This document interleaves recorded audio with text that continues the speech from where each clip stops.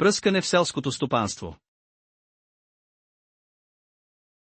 Машини за пръскане. Машините за пръскане са селскостопански инструменти, предназначени да прилагат химически вещества равномерно върху културите, за да ги предпазят от вредители, болести и плевели. В зависимост от предназначението и конструкцията си пръскачките биват различни видове и модели. Навесните пръскачки обикновено се използват за пръскане. Тези пръскачки са прикрепени към задната част на трактора чрез система за триточково свързване, поради което се наричат монтирани пръскачки.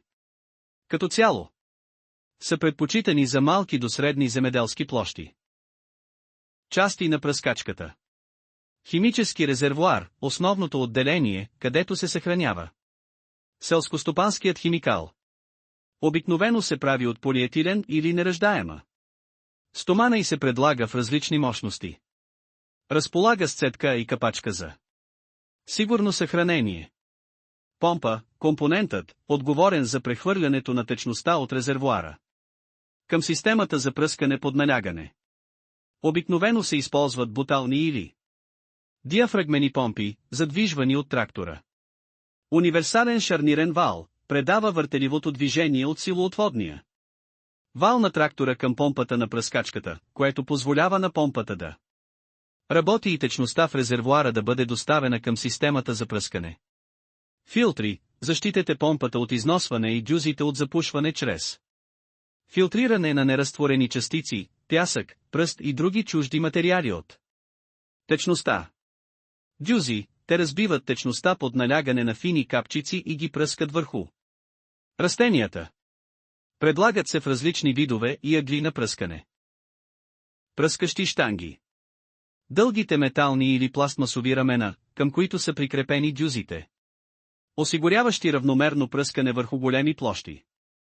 Обикновено те могат да се отварят и затварят хидравлично или ръчно.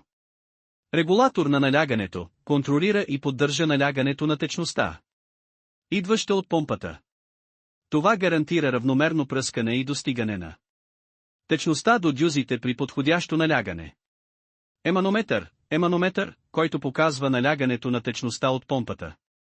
Операторът може да наблюдава този еманометър, за да регулира налягането според нуждите по време на пръскане. Маркучи и тръби, свържете резервоара към помпата и системата за пръскане, като осигурите пренос на течност през съединители с различни размери. Бъркалка, механизъм, използван за поддържане на течността в резервоара. Хомогенна, предотвратявайки утаяването на химикалите и осигурявайки равномерно нанасяне. Работна система на пръскачката, мощността от силоотводния вал на трактора се прехвърля към помпата чрез карданния вал.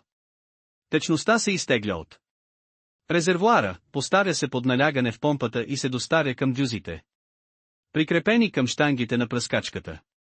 Дюзите пръскат течността като фини капчици равномерно върху растенията. Част от течността под налягане се връща обратно в резервоара, като течността се смесва непрекъснато, за да се поддържа хомогенна. Свързване на пръскачката към трактора. Предпазни мерки за безопасност. Уверете се, че както тракторът, така и машината са изключени и ръчната спирачка е затегната. Носете лични предпазни средства като защитно облекло, ръкавици, очила и маски в съответствие с правилата за безопасност на труда. Химическите пестициди могат да бъдат опасни за човешкото здраве, затова предпазната маска е задължителна. Проверка на оборудването. Проверете точките на свързване на трактора и пръскачката, карданния вал и маркучите. Проверете за износване или повреда. Връзка. Уверете се, че тракторът и пръскачката са на равна повърхност. Завъртете бавно трактора на заден ход към пръскачката. Подравнете рамената на триточковата връзка на трактора с точките на свързване на пръскачката. Внимание! Уверете се, че няма хора или животни между трактора и пръскачката. По време на подравняването. Преди да свържете пръскачката към трактора, включете ръчната спирачка на трактора и поставете предавката в неутрално положение. Прикрепете двете долни навесни рамена на трактора към долните точки на свързване на пръскачката. След това здраво заключете и двете свързващи рамена. Щифтове и скоби. Внимание! Бъдете внимателни в зоната, където работят хидравличните повдигащи рамена, тъй като това е опасна зона. Регулирайте дължината на горното рамо на лостовете на трактора, подравнете го с горната точка на свързване на пръскачката и го закрепете с щифтове и скоби. Прикрепете карданния вал към воем на трактора и го заключете здраво. Уверете се, че валът е правилно поставен и заключен. Внимание! Валът трябва да се закрепва или откача само когато двигателят на трактора е изключен, ключът е изваден, предавката на воем е изключена и пръскачката е заземена. Ако е приложимо, свържете хидравличните маркучи на пръскачката към хидравличните изходи на трактора. Уверете се, че маркучите са здраво закрепени и че няма течове. Окончателни проверки. Проверете дали всички връзки са сигурни и че няма разхлабени връзки. Преместете бавно трактора, за да се уверите, че връзките са здрави, и проверете дали основните функции на пръскачката работят правилно и дали няма течове. Настройки на пръскачката. За правилното и ефективно използване на монтираните пръскачки трябва да се направят различни настройки. Тези настройки гарантират, че машината прилага химикали към растенията равномерно и в правилните количества, докато работи безопасно и ефективно. Регулиране на успоредността отпред и отзад. Регулирайте дължината на долните и горните навесни рамена на трактора, за да нивелирате пръскачката. Отпред-назад. Уверете се, че предната и задната част на пръскачката са на еднаква височина. Регулиране на успоредността дясно-ляво. Регулирайте дължината на долните рамена на лостовете, за да сте сигурни, че пръскачката е равна отстрани. Уверете се, че двете страни на пръскачката са на еднаква височина. Регулиране на височината на щангите. Височината на щангите на пръскачката осигурява правилното разстояние за пръскането да достигне целта и осигурява равномерно покритие. Неправилното регулиране на височината може да доведе до прекомерни отпадъци или недостатъчно пръскане. Използвайте хидравличната система за повдигане на трактора, ако е налична, или регулирайте дължината на долните навесни рамена, за да зададете височината на стрелите от земята. Регулиране на налягането на пръскане. Налягането определя количеството течност и размера на капките, излизащи от дюзите. Желаното налягане на пръскане се регулира с помощта на регулатора на машината. Правилната настройка на налягането зависи от вида на използваните дюзи и изискванията за пръскане. Налягането може да се следи с помощта на еманометър.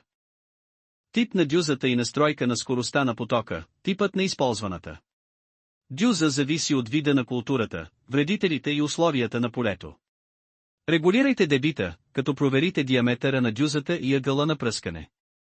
Измерете дебита на дюзата в литри за минута с помощта на мерителна чашка и хронометър. Регулиране на скоростта. Предната скорост на трактора влияе пряко върху количеството течност, приложено на хектар. Правилната скорост гарантира, че точното количество химикал се прилага в правилната област. Подготовка и пълнене на химикала. Предпазни мерки за безопасност.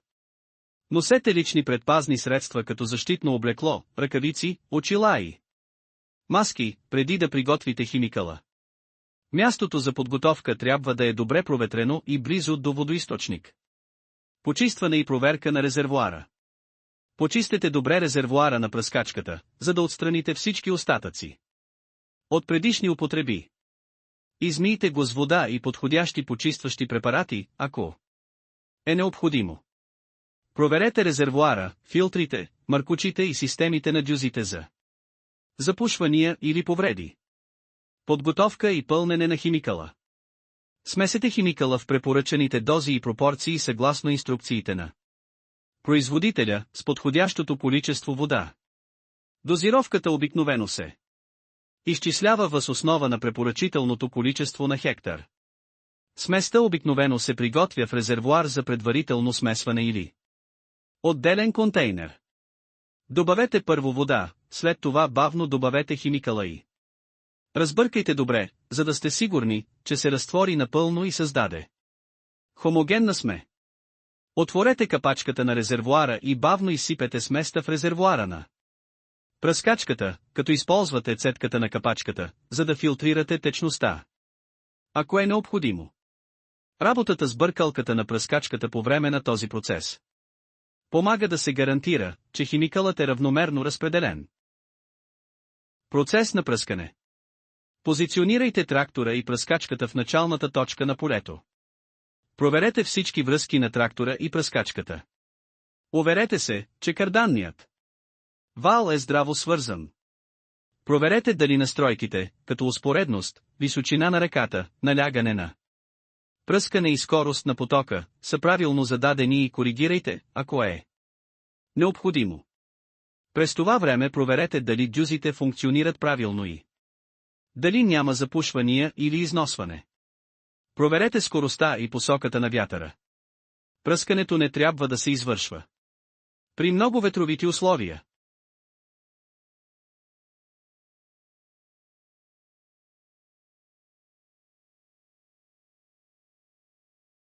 Благодарим ви за вниманието.